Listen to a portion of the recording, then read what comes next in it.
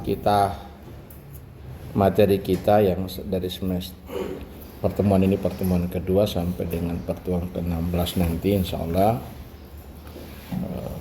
UTS dan tidak termasuk UTS dan UAS, kita akan belajar tentang struktur yang sederhana, review materi kita di fisika teknik sipil, kan struktur geber, ada struktur portal 3 dimensi dan rangka batang atau truss. Rangka batang itu kita hanya 2D, tidak sampai pada space truss atau 3 dimensi. Jadi kita mulai dulu dengan saya ingin review kembali materi kita sebelumnya. Tapi ini kita akan belajar jauh lebih simpel lagi. Ya. Akan berusaha jauh lebih simpel lagi untuk kalian pahami. Jadi coba kita mulai dari struktur yang paling sederhana ini. Contoh.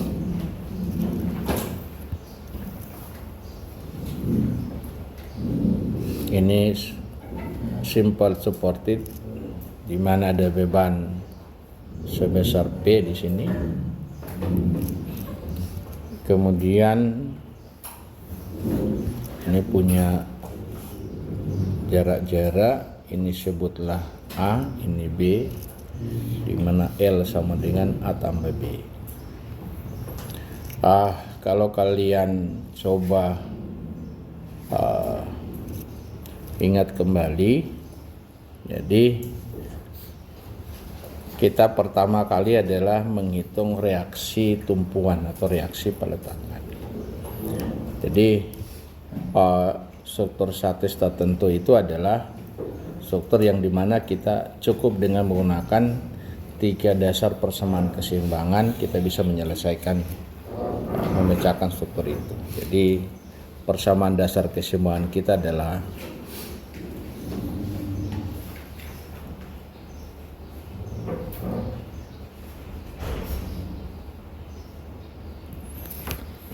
untuk yang saya sebut sebagai 1D itu adalah kita kenal dengan sigma vertikal sama dengan 0, sigma horizontal dan sigma momen sama dengan 0. Jadi ini ada 3 persamaan, ya ada 3, yang artinya bahwa persamaan ini hanya mampu bila satu struktur punya reaksi yang kita cari tidak lebih dari 3. Kalau dia lebih dari 3 maka persamaan dasar keseimbangan ini tidak boleh. Ya. Ini tidak akan mampu untuk memecahkannya. Nanti itu akan dipecahkan menggunakan kita belajar di analisa struktur statis tertentu. Nah, ini sudah kalian belajar di fisika teknik sipil. Tadi kalau kita lihat ini ada sendi. Ini berarti ada 2 reaksi tumpuannya. Jadi misalnya ini saya sebut saja ini VA, ini VB, ini HA. Kemudian ini saya sebut ini B. Lagi-lagi arah yang saya buat ini itu hanya arah pemisalan. Ya. Nanti hasil akhir yang menentukan. Lagi-lagi tidak ada orang yang bisa berhitung tanpa dimisalkan arahnya lebih dulu. Kalau Anda sudah pintar, maka Anda sudah tahu menentukan arah, gimana arah yang benar. Sehingga hasil itu tinggal kontrol. Kalau Anda tahu benarnya ke atas, hasilnya dapat negatif, berarti keliru. Berarti keliru, ada yang salah hitung. Dalam banyak literatur lain, dalam mungkin Anda dengar di YouTube, kalau dapat negatif berarti ke bawah, kalau dapat positif itu ke atas. Itu menghafal, karena kita menggunakan sistem perjanjian diagram kartesius kita, yang dimana kalau kita pakai diagram kartesius kita adalah ini sumbu X, ini sumbu Y, maka yang ke bawah, arah ke bawah negatif, ke kiri negatif. Itu boleh saja kita sampaikan di sini, tapi saya tidak ingin menghafal yang itu. Bukan kalau itu dihafal negatif ke bawah, positif ke atas, negatif ke kiri, positif ke kanan, itu kita tahu bersama. Tapi yang paling baik adalah bahwa arah yang kita dapat negatif itu menyatakan bahwa arah yang kita lakukan pertama itu keliru. Pemisalan pertama. Nanti juga sebetulnya otomatis kalau ini Anda bisa ketika masuk dengan kita bikin perjanjian yang nanti juga kita akan pelajari di semester berikutnya, itu bisa kita pakai nanti secara itu. Oh, negatif berarti ke bawah. Oh, positif berarti ke atas. Oh, negatif berarti putar kiri, putar kanan. Oh, positif berarti putar kiri, dan seterusnya. Ya. Jadi kalau kalian belajar ini kan kita sudah tahu bersama waktu di fisika untuk teori sipil, kita hitung reaksi peletakan ya. Kita pakai misalnya mulai dari sigma horizontal sama dengan 0. Semua gaya arah horizontal kita jumlahkan. Ada HA ke kanan angka positif, boleh ke kiri dianggap negatif terserah gitu. Tapi asal konsisten. Ada gaya lain enggak ada, sama dengan 0. Kemudian kita mau kita kalau sigma vertikal nanti FA sama VA sama VB tidak bisa dijawab langsung, malah jadi persamaan. Kita melakukan momen di B, sigma momen di B sama dengan 0. Artinya kalau ada tulisan B begini berarti itu titik momennya, itu titik pusat rotasinya. Jadi dia rotasinya di titik B. Jadi kalau ini kita rotasinya di sini, ya. Jadi kita mulai kalau HA itu dia tidak punya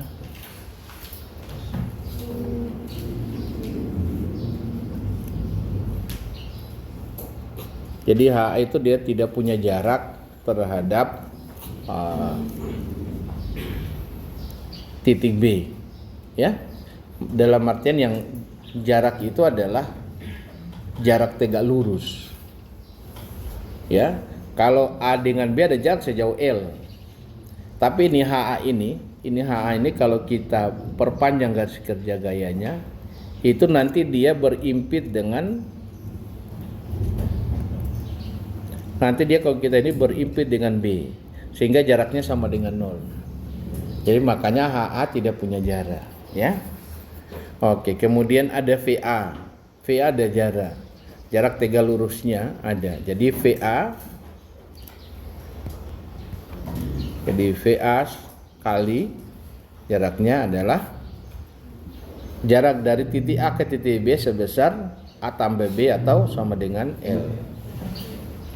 Itu putar ke kanan. Kalau putar kanan kita anggap positif, maka kebalikannya putar kiri negatif. Sekarang kita lanjut, habis VA ke kanan ada beban P. Ya, P putar, kalau kita mau milih P putar kiri. Jadi kita kurang P dikali B. Masih ada tidak ada sama dengan 0. Maka ini kita langsung dapat bahwa VA sama dengan PB per L. Hasilnya positif berarti pemisalan kita yang sebelumnya sudah benar, ya. Mungkin tinggal kita pertegas, oke, arah gayanya ke atas sesuai dengan arah yang kita misalkan. Nah, kalau kita sudah punya itu, boleh kita langsung misalnya mau pakai sigma vertikal bisa. Sigma vertikal sama dengan 0. Maka berarti kita sudah punya VA. Jadi VA ke atas, ada P ke bawah, ada VB ke atas, tambah VB sama dengan 0. Ke atas kita anggap positif, ke bawah kita anggap negatif. Selanjutnya kita bisa hitung VB kita sama dengan P pindah ke sekarang jadi positif, VA jadi min, nilai VA adalah PB per L. Nah, kalau kita selesaikan ini bisa kita ganti P L per L, ya, kurang PB per L. Jadinya apa? Bahwa L kita bisa ganti menjadi PA tambah B bahagi L kurang PB per L. Kalau kita ke dalam kita selesaikan langsung, hasilnya adalah PA per L. Itu adalah VA. Jadi artinya bahwa hasilnya sesuai dengan arah pemisalan. Kita misalkan ke atas, dapat positif berarti harganya ke atas. Nanti kalau dapat negatif berarti berbeda dengan, bukan ke bawah. Ya, berbeda dengan arah pemisalan. Nah, kebetulan arah pemisalan kita misalkan ke atas, maka berarti dia harusnya arah ke bawah. Nah, nanti kalau Anda baca dalam banyak literatur lain, semua dimisalkan ke arah positif gitu. Nanti kalau dapat negatif berarti arahnya ke bawah. Ya. Nah, gitu. Nanti ikutnya. Tapi intinya bahwa kalau itu menghafal, kalau ini tidak. Ya. Jadi ketika kita dapat negatif berarti berlawanan arah dengan arah yang semula yang kita tentukan. Baik. Nah, saya ingin beri tanda ini. Ini saya akan blok ini. Ini bisa kita manfaatkan persamaan ini. Sorry, ini VB ya. Ya. Ini kita bisa manfaatkan ini, kita hafal ini. Jadi cara menghafalnya ini, kalau VA momen gaya reaksi di titik A, itu cara menghafalnya mudah. Berarti P dikali B, kalau di A P kali B bagi L, bahagi jarak antara peletakan. Jadi L-nya itu adalah jarak antara peletakan. Kalau kita cari VB berarti P kali jarak ke A kali A dibagi jarak antara peletakan. Ini sebentar kita masuk untuk menggambar gaya-gaya dalamnya, atau langsung saja nanti kita. Nah, kemudian untuk menggambar gaya-gaya dalam kita review kembali bahwa kalau kalian lihat kita punya struktur sederhana ini, jadi dia saya sebutlah titik ini titik C ya. Jadi kalau kalian lihat ada perubahan gaya sepanjang A sampai B. Pertama di A ada reaksi peletakan, kita ke kanan sedikit tidak ada, jalan terus sampai di titik C ada beban P. Lewat C lagi tidak ada bebannya. Artinya bahwa kalau kita lakukan begitu, untuk kita menghitung dan menggambar gaya-gaya dalam, maka kita perlu beberapa yang kita harus tahu, yang titik-titik yang kita ingin tahu besarannya. Jadi kita menghitungnya pertama, yang kita perlu datanya, kita perlu untuk menggambarnya adalah di titik-titik yang kita anggap kritis. Titik-titik yang kritis. Jadi untuk menggambar, untuk menghitungnya, jadi yang pertama adalah untuk gaya-gaya dalam, saya taruh sini. Ini.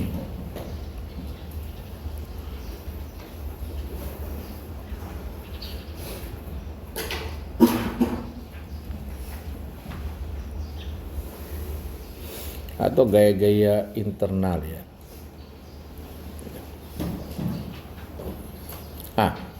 Jadi kembali, gaya-gaya dalam itu begini. Jadi kalau ya ini benda ini HP. Kalau ini HP ini saya pegang di ujung-ujung begini,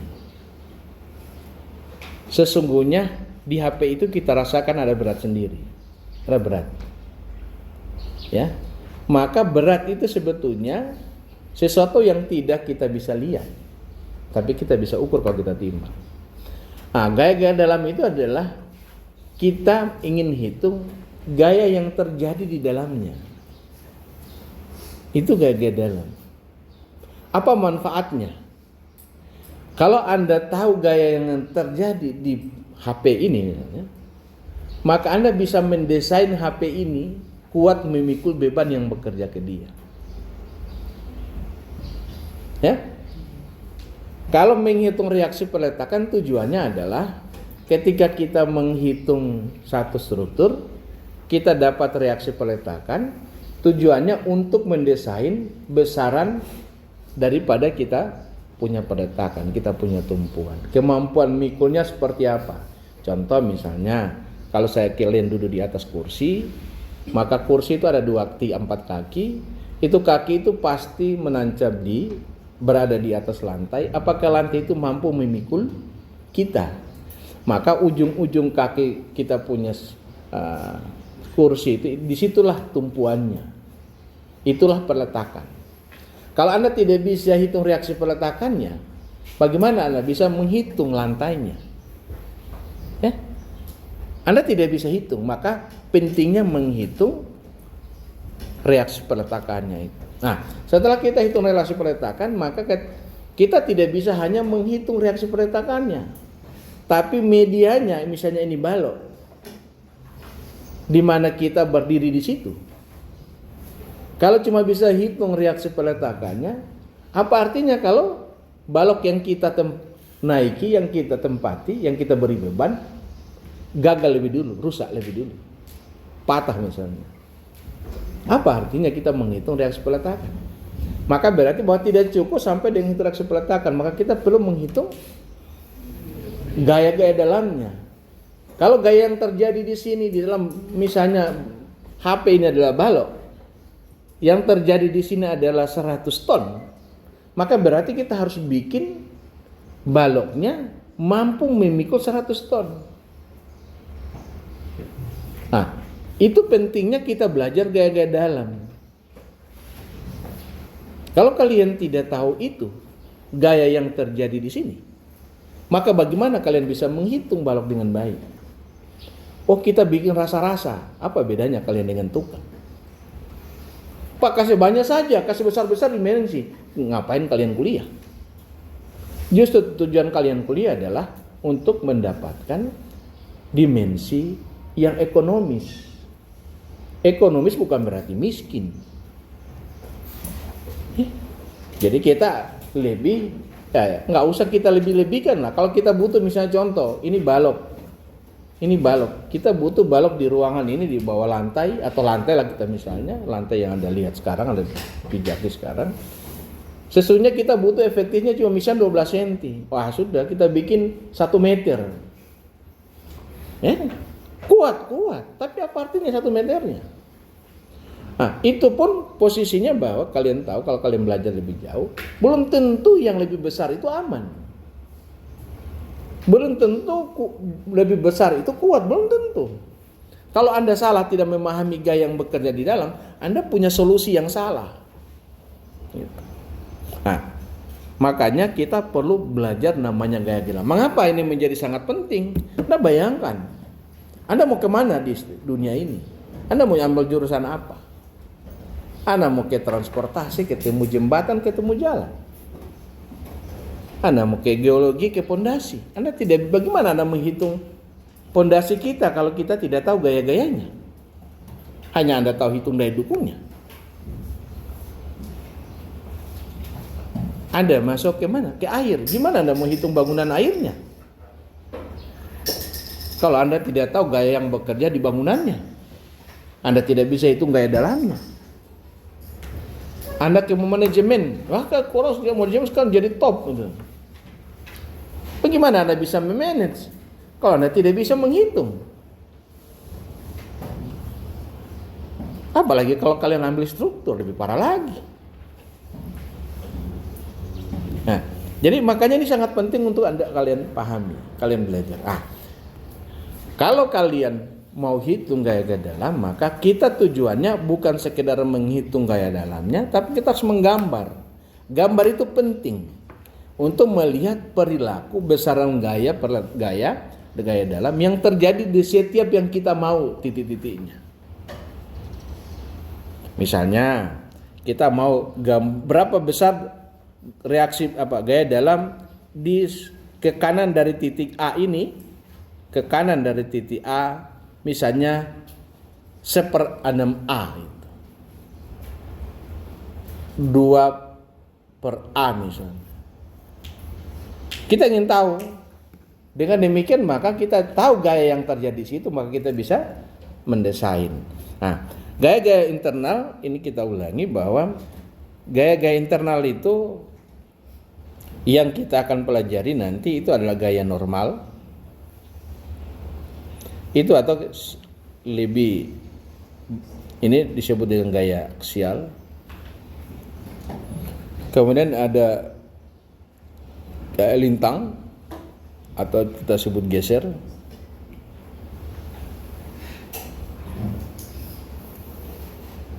Kemudian ada momen.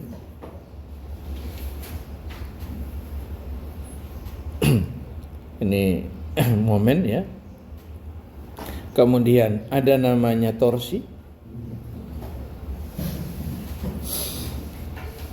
Jadi ini kalau kita simbolkan dengan N, ini kita simbolkan dengan Q, atau terkadang dalam banyak literatur lain kita misalnya V, ini adalah momen, dan ini adalah T, torsi.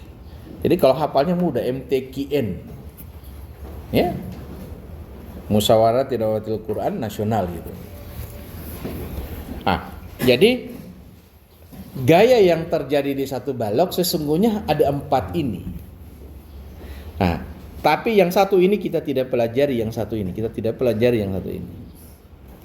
Ini kita tidak pelajari. Di pertemuan selama kita belajar struktur statis tertentu.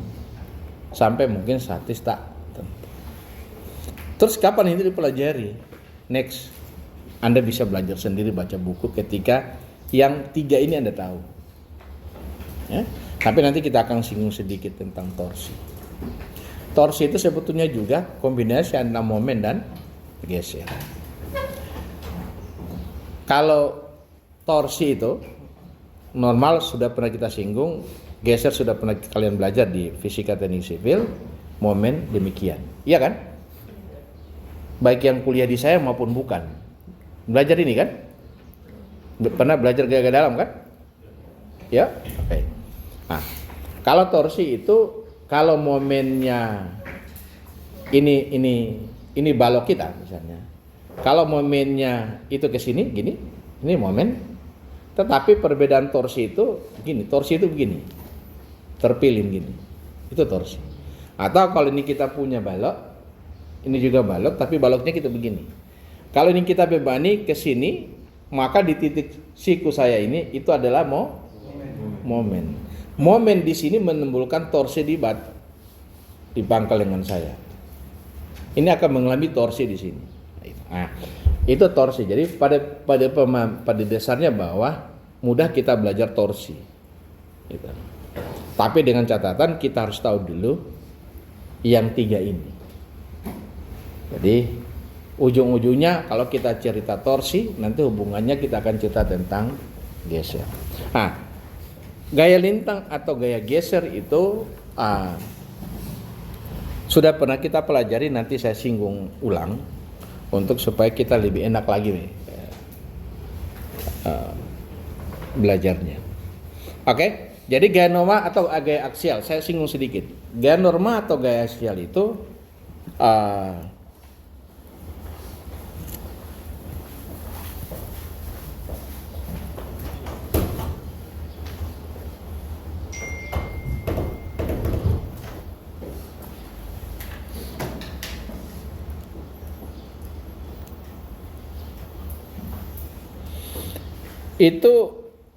gaya yang bekerja kalau kita punya balok demikian.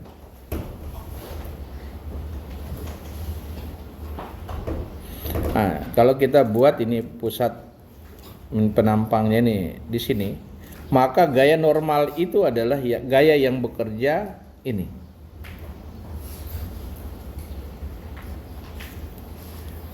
Jadi gaya yang kerjanya tegak lurus penampang,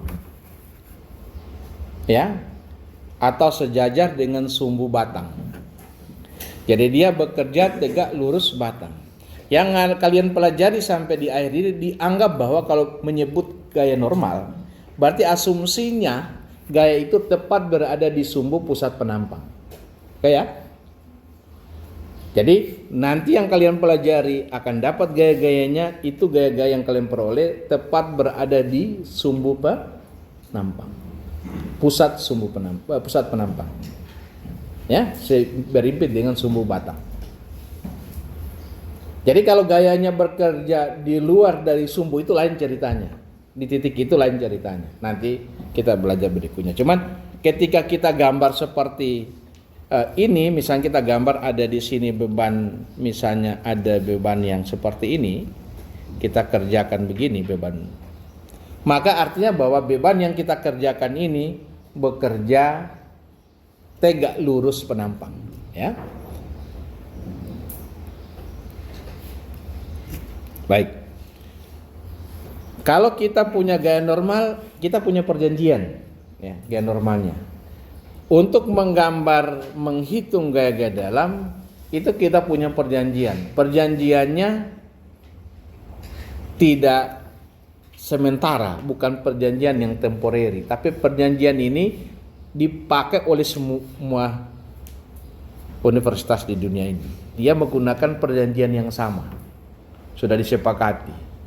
Jadi kalau satu batang mengalami gaya tekan ini, maka itu disimbolkan dengan tanda negatif.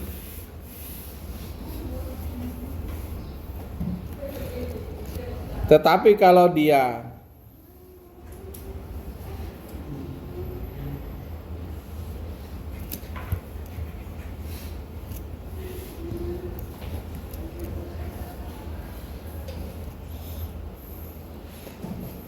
mengalami gaya tarik, maka itu disimbolkan dengan tanda positif. Jadi mudah menghafalnya. Kalau tekan negatif, kalau tarik positif. Nah, cara melihatnya juga mudah. Kalau kita lihat dari kiri ke kanan, maka gaya yang mengarah ke kanan, gaya normal yang mengarah ke kanan itu bertanda negatif.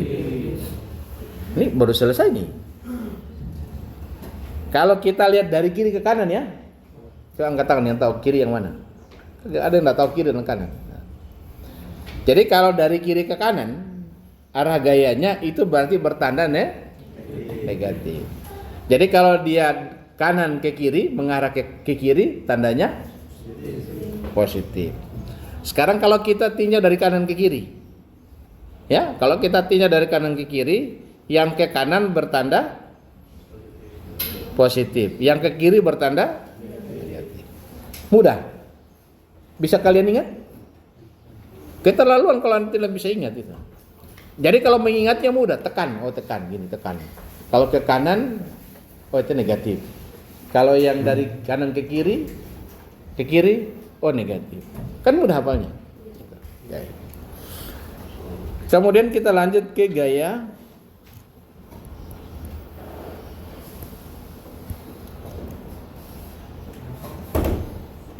lintang atau geser. Ya.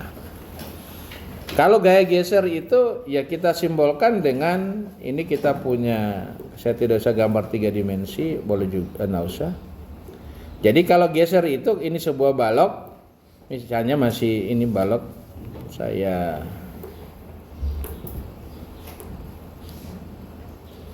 kita ngambil yang dari soal yang ini, ya. Oke. Kalau kita punya balok itu, saya gambarkan ini 3 dimensinya gini. Ya. Ini saya pisah, ya.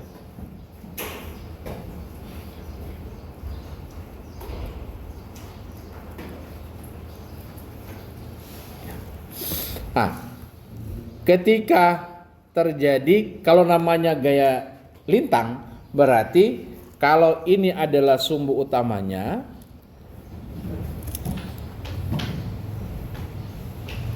kalau ini ada sumbu utamanya, kita sebut ini sumbu utamanya. Ini ada sumbu utamanya, ya. Yang warna merah ini sumbu utama, sumbu utama.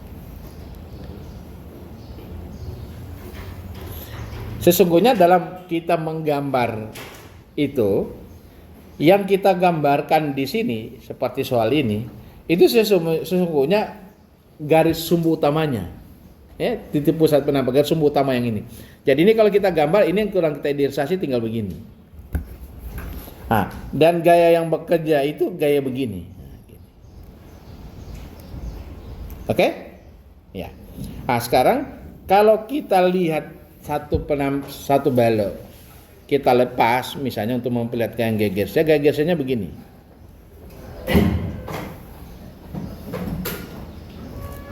Ini gaya gesernya. Oke? Atau saya simbolkan dengan key saja supaya jadi key besar. Itu gaya geser. Jadi gaya geser, definisi gaya geser adalah gaya yang untuk di sini kita pelajari itu gaya yang tegak lurus daripada gaya aksial, atau gaya yang sejajar dengan penampang. Ya, kalau ini penampangnya, ini penampang, maka gaya geser itu yang di sini. Oke?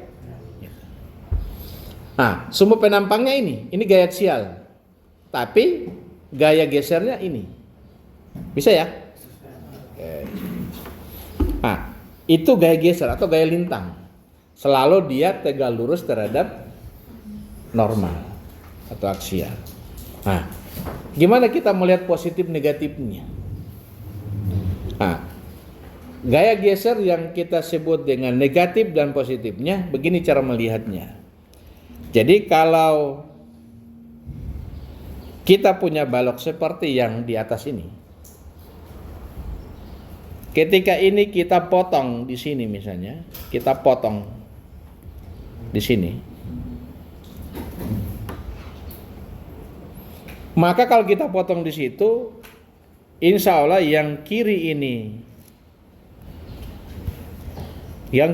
terangkat, yang kanan pasti itu turun. Paham ya? Kalau kita potong ini ya, kan VA tambah VB sama dengan P. Oke? Nah, tapi kalau kita potong di antara AC, maka VA itu tidak ada yang bisa menahan VA. Berarti logikanya kalau kita potong dia terangkat. Yang pasti VB tambah bandingkan P dengan VB lebih kuat P. Pasti itu turun.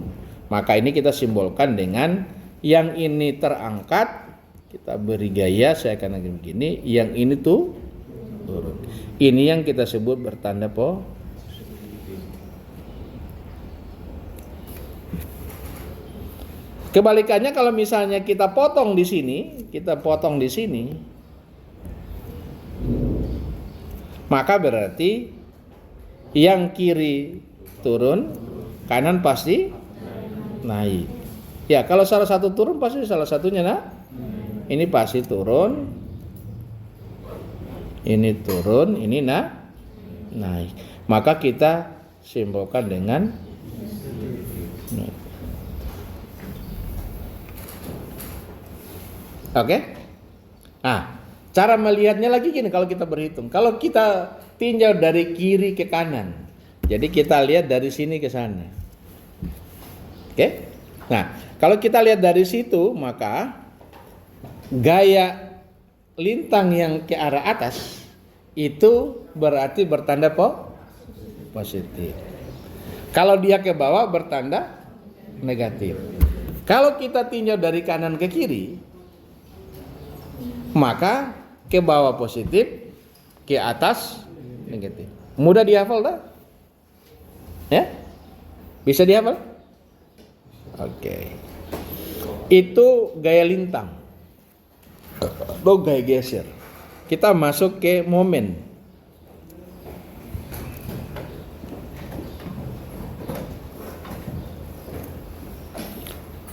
Kalau kita lihat balok ini, kita bebani, otomatis balok ini akan melentur begini.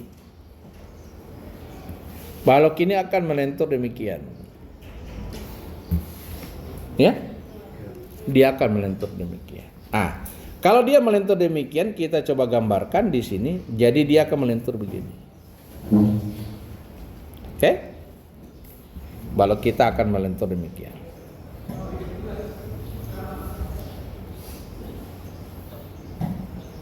Gini. Kalau dia melentur demikian, logikanya apa? Kalau saya potong, ambil elemen yang kecil di sini, kita ambil yang ini kecil. Di sini kita perbesar ini kecil ini.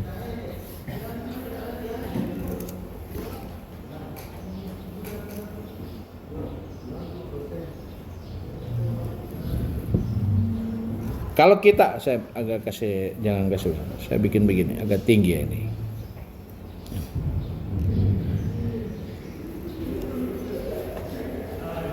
Kalau sesuatu melentur ke bawah, berarti di sisi atas pasti mengalami tekan. Ya, kalau dia lentur gini, sisi atas pasti mengalami tekan. Ya, sisi bawah pasti mengalami tarik. Tekan di aksial kita sebut tandanya negatif. Tarik kita sebut tandanya positif. Kenapa dia menjadi tekan di atas? Kita boleh simbolkan dengan seakan-akan ada di dalam terjadi gaya yang begini. Ini mau?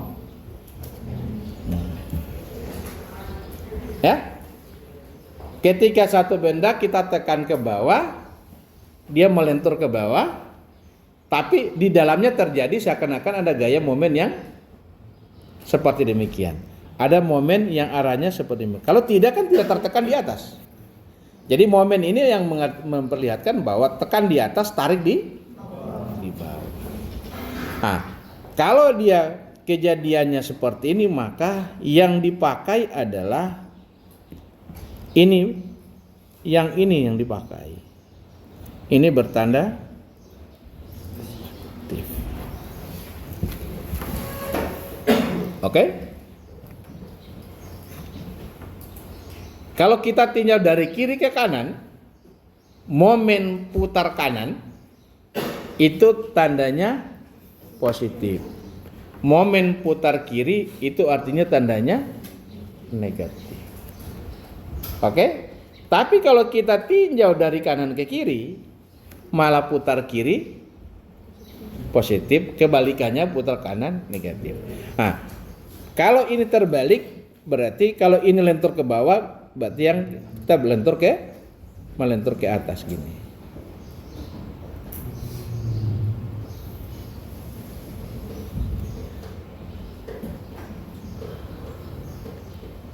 Nah, ini.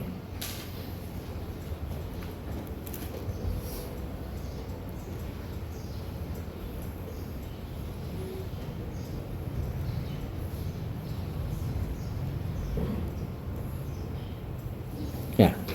Jadi melentur ke atas ini kalau kita ngambil sampel yang kecil di sini, kita potong ini, kita potong dia, ini kita potong, maka seakan-akan terjadi yang seperti ini, ada momen demikian.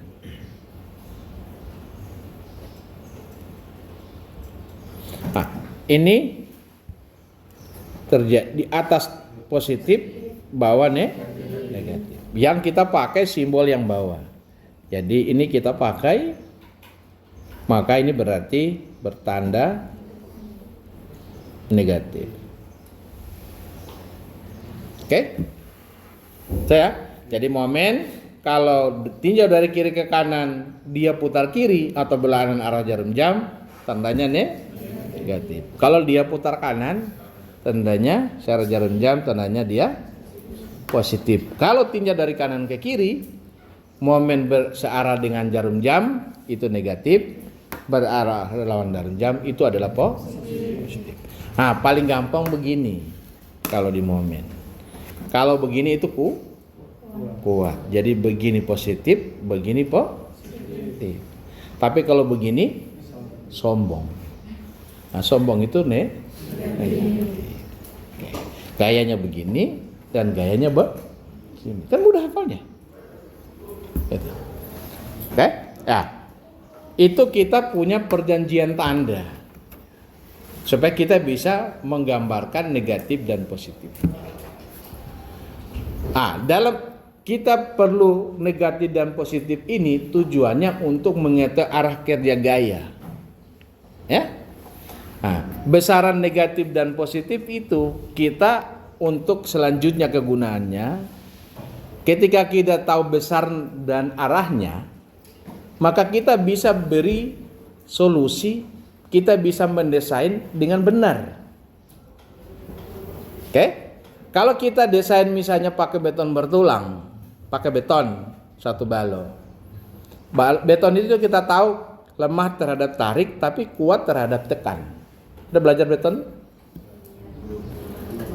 Teknologi beton belum belajar? Lah. Kalau tekan dia oke, kuat, tapi tarik dia lemah. Ketika kalian mendesain sesuatu, kita harus tahu, oh ini balok ini tariknya di sini, di sisi bawah tariknya. Maka ketika kita mau tempatkan tulangan, tempatkan di sisi dia lemah, yang tidak kuat terhadap tarik. Oh, taruh di bawah. Kalau Anda salah, ternyata tarik di bawah, tulangan Anda taruh di atas, maka tidak berguna. Paham ya? Itu pentingnya kita perlu tahu besarnya gaya dan arahnya. Ya? Oke. Kalau kita tahu bahwa dia negatif, berarti pasang di situ tulangannya. Ya, pasang di situ tulangannya supaya kelemahannya terhadap tarik bisa ditutupi. Kalau dia baja, tarik dan tekan enggak masalah. Sama, cuek gitu. Kalau kita tahu tentang misalnya kayu geser, beda, geser kayu beda. Geser yang searah serat dan geser tegak lurus serat akan berbeda hasilnya. Nanti kalian belajar di kayu. Begitu juga gaya aksial. Beton kalau gaya aksial nggak masalah. Aksial tekan nggak masalah. Tapi kalau tarik, masalah.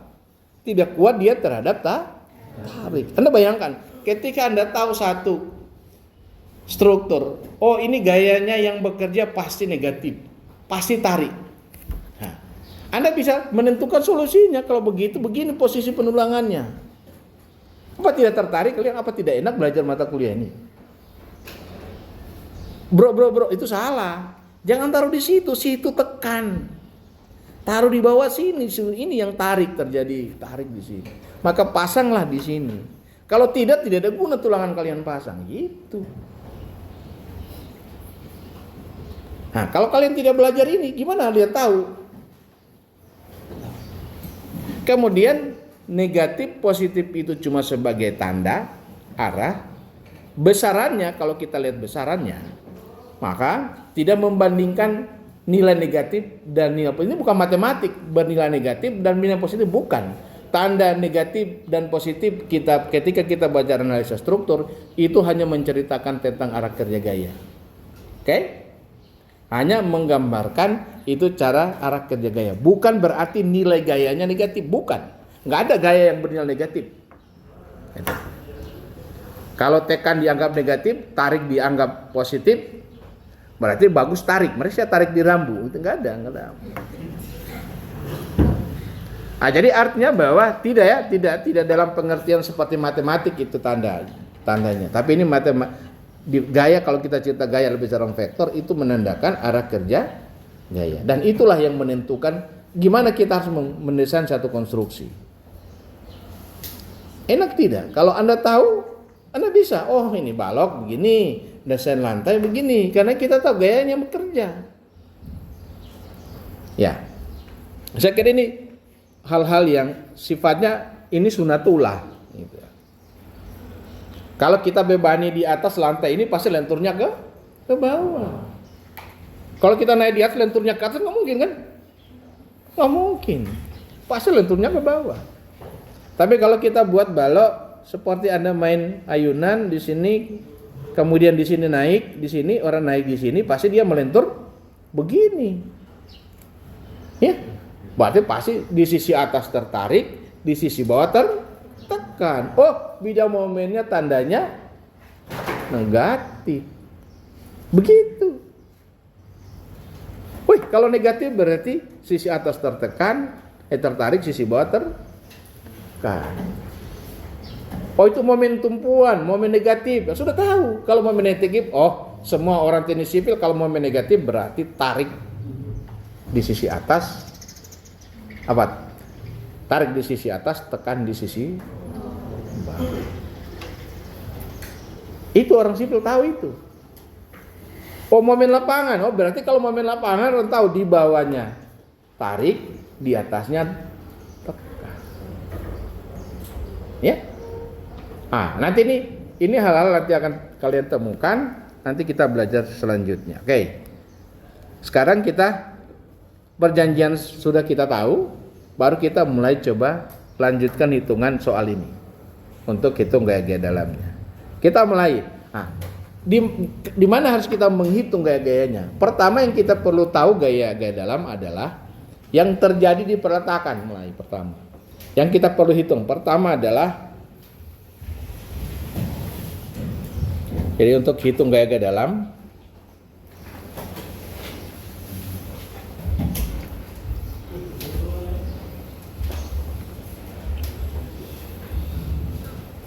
ya, untuk menghitungnya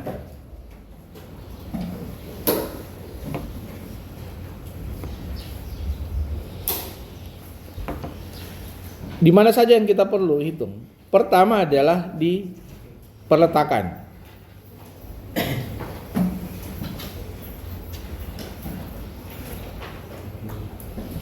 Yang kedua adalah di titik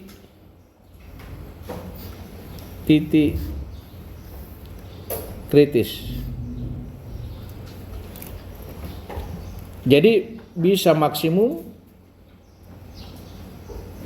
dan atau dia minimum. Berikutnya di peralihan gaya.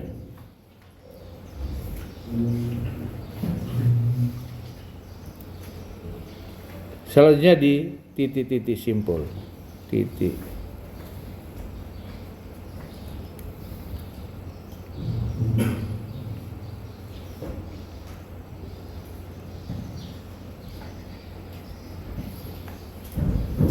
Atau kumpul. Atau disebut join. Kemudian di setiap perubahan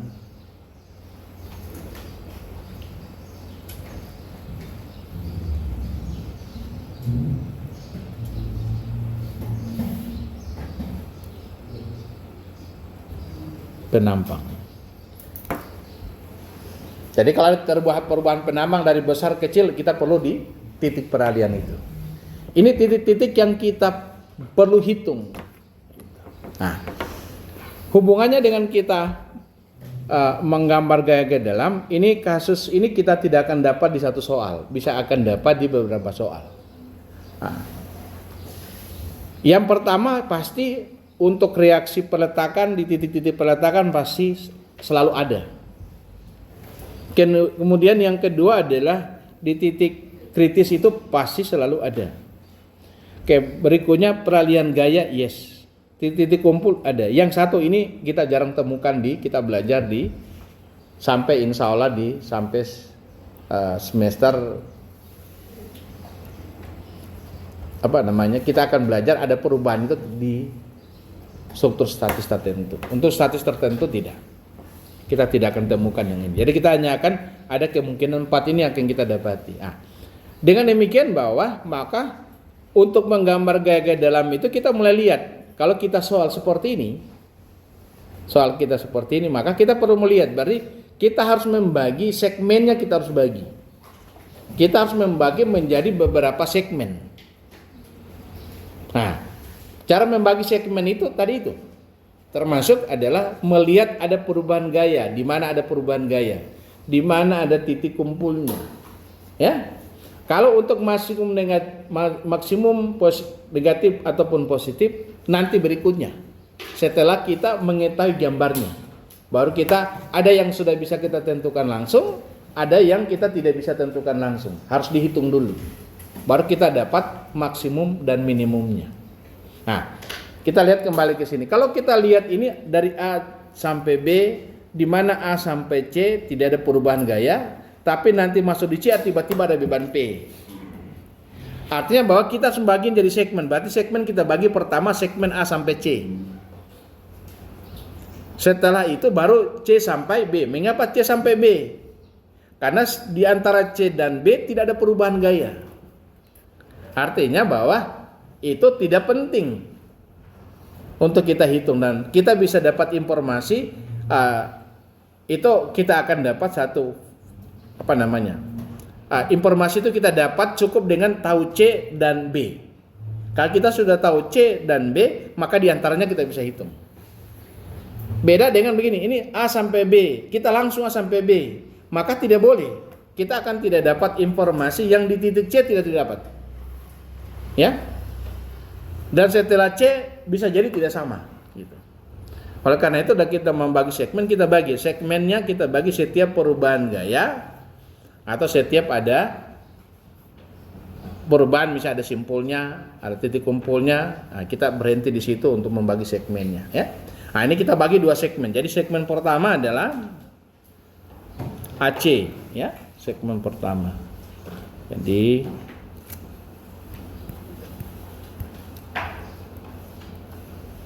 di segmen pertama AC ya. Jadi kita mau lihat, kalau kita sebut AC maka kita tidak usah berpikir CB. Oke? Kalau kita sudah sebut AC, segmen AC, maka kita tidak usah pusing dengan CB. Nah, karena tujuan kita menggambar gaya-gaya dalam, maka berarti pikiran kita adalah membuat fungsi. Jadi kita akan membuat satu fungsi. Nah, kalau kita membuat satu fungsi berarti ada variabel yang variatif tergantung maunya kita. Nah, kalau kita mau bikin begitu berarti kita harus tentukan di mana variabel itu kita buat. Di mana pangkalnya, kemudian di mana akhirnya. Nah, umumnya kalau kita bikin satu fungsi yang kalian selalu kenal, ada fungsi yang paling banyak ini sering kalian temukan adalah misalnya fx. Jadi x itu menjadi satu variabel yang tergantung dan pasti punya batas. Nah, kita mulai kalau kita AC berarti kita bergerak dari A ke C. Jadi artinya kalau AC berarti kita bergerak dari A ke C.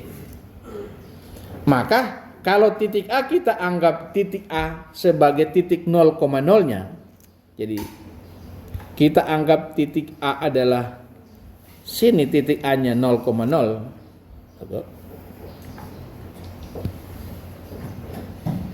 Ya. Kita titik A dari sini, dia bergerak ke kanan. Kita sebut sampai di sini, sebut jaraknya sejauh X. Ya. Nah, jadi kalau dia bergerak ke kanan, berarti kita sebut pangkalnya bisa kita bilang 0, bisa 1, bisa 2, terserah. Nah, tapi kayaknya yang paling enak kita sebut ini titik 0 di sini. Kalau X bergerak ke kanan berarti kita tulis di sini. Di titik A kita sebut 0. Maka kalau dia bergerak ke kanan berarti X lebih atau sama dengan 0 sampai C. Sampai sejauh C itu ada jaraknya adalah A. Jadi sampai sejauh C yaitu sejauh sebesar A. Nah, kalau kita tulis begini, nanti semua gaya-gaya dalam yang kita peroleh hanya berlaku pada interval ini, 0 sampai A. Ya? Persamaan yang kita akan dapati nanti persamaan hanya pada batas dari 0 sampai A. Di luar dari itu tidak berlaku persamaan ini. Nah, kita mulai. Pertama adalah normal force atau axial force. Ya. Kalau kita hitung berarti kita lihat gambar ini, kita tidak usah lihat yang C ke B, tutup C ke B. Ya, kita tutup C ke B. A ke C kita lihat ada gaya normal HA. Oke? Tapi HA-nya sama dengan, jadi ada gaya normalnya sebesar ini N X sama dengan HA ke kanan. Kalau ke kanan tandanya, kalau gaya-gaya dalam ke kanan tandanya, woi kita kembali ke sini, tandanya negatif. Ya. Jadi min HA. Kebetulan HA-nya 0, berarti 0. Ini artinya bahwa sepanjang A sampai C 0, tidak terjadi gaya aksial. Oke? Nah, jadi ini sering kita tulis dengan namanya konstan. Berarti dari A sampai C konstan dia 0. Nah, ini kalau kita coba secara matematik, kalau X sama dengan 0, berarti gaya normal di titik A sama dengan 0. Kalau X sama dengan A, itu gaya normal di titik C itu sama dengan 0. Oke. Tinggal kita lanjut, kita masuk ke gaya lintang. Geser. Ya. Ini shear force. Ya. Kalau kita masuk ke gaya geser, kita lihat lagi-lagi kita masih pada segmen AC ya. Jadi CB jangan dipikirkan. Nah, kita tutup yang ini, tutup yang CB-nya gitu. Lihat CB kita tutup, ada yang gaya lintang sepanjang AC ada, yaitu VA. Kan gaya lintang itu gaya yang tegak lurus. Ya. Jadi tegak lurus yang kita hitung. Jadi kalau segmennya AC, maka tegak lurus batang AC. Ya. Kalau dia miring, diproyeksi. Ya. Kalau nih batangnya gini, kalau gayanya miring begini, diproyeksi sampai jadi tegak lurus. Ya. Oke. Gaya lintang itu yang tegak lurus, maka ada VA ke atas. Kalau ke atas, tandanya positif atau negatif? Ya, positif, ke atas positif. Oke. Berarti kita mulai ada QX itu sama dengan VA positif. Ada lagi gaya lain? Tidak ada. Ya? Tidak ada. Sampai C tidak ada gaya lain gitu. Kalau di C pas itu baru ada P gitu. Jadi VA sama dengan tidak ada, berarti VA sama dengan P dikali B bagi L. Ini tidak mengandung variabel X. Ya? Maka kita sebut ini namanya konstan. Kalau kita tulis pada saat X sama dengan 0, berarti itu ini saya pakai gaya lintang Q X.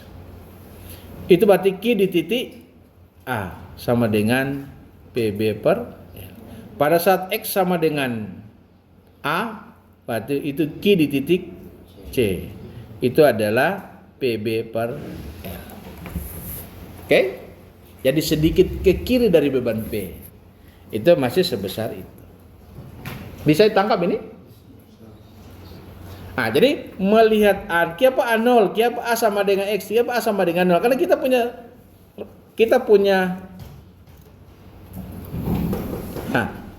punya interval dari 0 sampai A.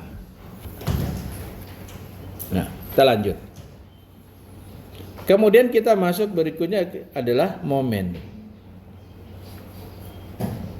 Ini bending moment.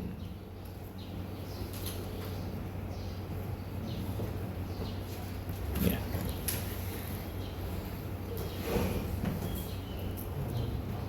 Oke. Lihat, kalau kita cerita momen itu artinya apa? Gaya kali jarak. Jarak yang mana? Jarak yang terpendek. Jarak terpendek itu jarak yang bagaimana?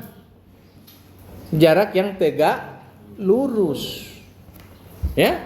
Oke. Sekarang kita momen di sini.